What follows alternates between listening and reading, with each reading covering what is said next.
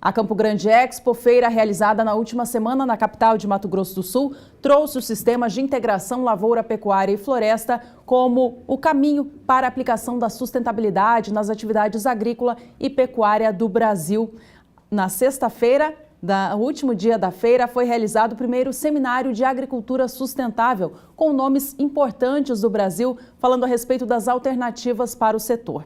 Para falar a respeito deste seminário e do que foi abordado por lá, estou com João Pedro Cuti Dias, ele que também participou, colaborando com uma palestra. João, bom dia para você. Bom dia, Juliana. A grande questão é o seguinte, a preocupação da sustentabilidade é uma variável que veio para ficar. Do ponto de vista econômico, o Brasil depende de 75% do fosfato de origem externa, ou da África, ou da Rússia, etc. Do ponto de vista de potássio, depende de 90%. Hoje o dólar está rondando os R$4.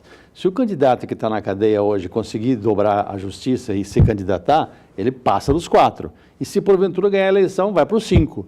Ou seja, impacta de forma muito séria a questão dos insumos importados, na formação de custo.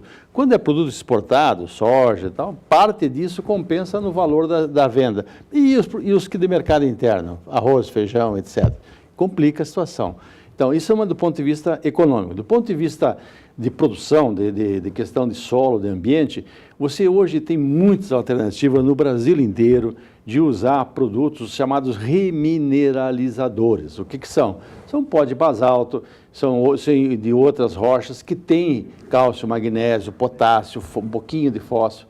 Você tem os fosfatos naturais reativos, essa foi a razão do nosso trabalho lá por ocasião desse evento, que são produtos que têm alta capacidade de fornecer fósforo, tem teores bons de fósforo, que estão distribuídos regionalmente no Brasil inteiro. Você tem locais, não são jazidas tão grandes a ponto de compensar você fazer investimentos para produzir ácido sulfúrico e produzir super simples ou super triplo, mas eles são naturais, são sedimentares e que se colocar no solo, eles se disponibilizam gradualmente. Então, isso é muito importante quando você pensa hoje nesses modelos que você tem 90% do tempo plantas em cima do solo. Vamos pegar o Mato Grosso do Sul, por exemplo, Centro-Oeste em geral.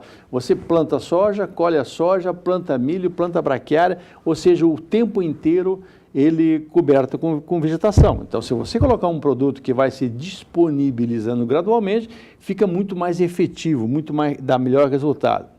Outra coisa, a hora que você usa produtos naturais, por exemplo, hoje os solos do Brasil foram formados a partir de basalto, todos eles foram formados, os solos principais do Brasil. Então, a hora que você coloca um produto, você tem uma riqueza muito grande de vida no solo. Você tem uma matéria orgânica, e a matéria orgânica alimenta bilhões de bactérias, fungos, actinomicetos, uma série de micro-organismos que são extremamente importantes. Onde que há um solo rico, um solo vivo, vamos pegar solo que no passado, hoje não se faz mais, no passado se desmatava a floresta para plantar. Ou a terra vinha bem, os primeiros anos era muito bom. Por quê? Porque tinha um equilíbrio no solo. O solo é um elemento vivo. A hora que você usa esses produtos, os fosfatos naturais, os pó de basalto, você ativa o solo, você alimenta o solo e o solo alimenta a planta. Ou seja, esse é um caminho que veio para ficar. Hoje você tem experimentos, tem lavouras, teve produtores lá de Goiás que estiveram lá conosco, que os caras já faz 6, 7 anos que estão usando esses produtos, os bicaxis. E o solo dá o resultado. Então, dá tanto que ele praticamente não usa mais outros produtos. E também tem um outro campo que foi abordado, que é você produzir micro-organismos para fazer, que são úteis. Vamos pegar azospirilo. Azospirilo tem condições de fixar nitrogênio. Ele não faz simbiose com a planta, mas ele desenvolve. Ele é um fitoestimulante, estimula a formação de raiz. Raiz hoje, Juliana, é o melhor seguro que o produtor, o senhor e a senhora pode ter para qualquer cultura, seja pasto, seja soja, seja milho. Você tem que ter plantas que têm alto vigor de raiz. Por quê?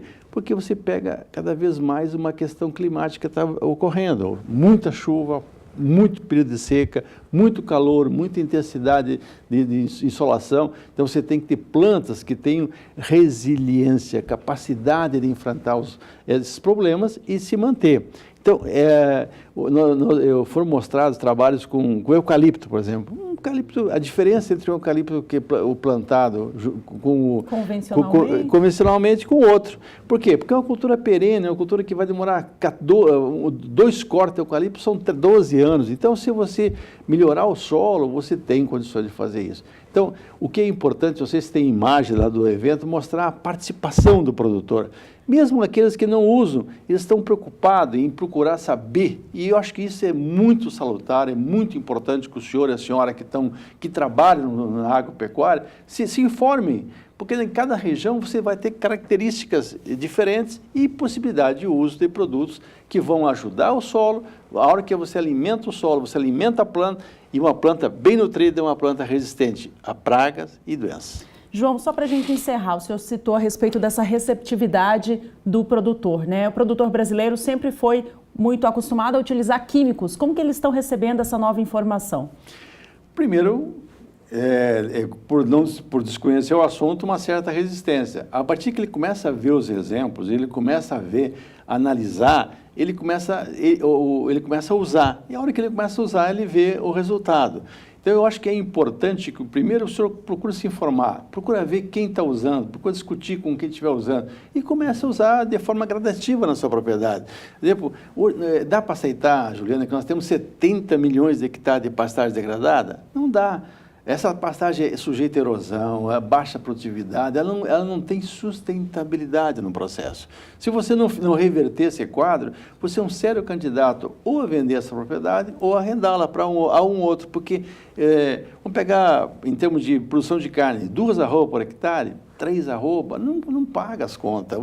Aí vira fazenda que ela vai entrar num processo de degradação constante, não só do ponto de vista do solo, tudo, as cercas vão cair, você não vai ter recurso para fazer, vai piorar a situação. Então, a sugestão que a gente fala, e nós abordamos nesse encontro, primeiro, mostrar o que está acontecendo, mostrar que outros produtores estão fazendo com bom resultado. Ótimo. Na sua região, tem alternativa? Tem. O Brasil é um país riquíssimo, nós temos que usar o que nós temos, as riquezas que nós temos. Terceiro, o mundo vai querer cada vez mais produtos naturais, qualquer um. Você vai ter vantagens em termos de rentabilidade, em termos de vender melhor sua produção, e para o país como um todo, se a gente conseguir levar essa mensagem a uma grande maioria dos produtores, isso é positivo, até para fazer frente às pressões que a gente sente lá fora, que falam mal do Brasil, que inventam coisa, que atrapalham. Então, soma tudo isso, a mensagem que eu passo para o senhor e para a senhora, pense e começa a ver o que o senhor pode usar na sua propriedade de forma mais natural, para você ter menor custo e um produto mais saudável. Esse já não é mais o tema do futuro, né, João? É do agora, né? Do agora e hoje.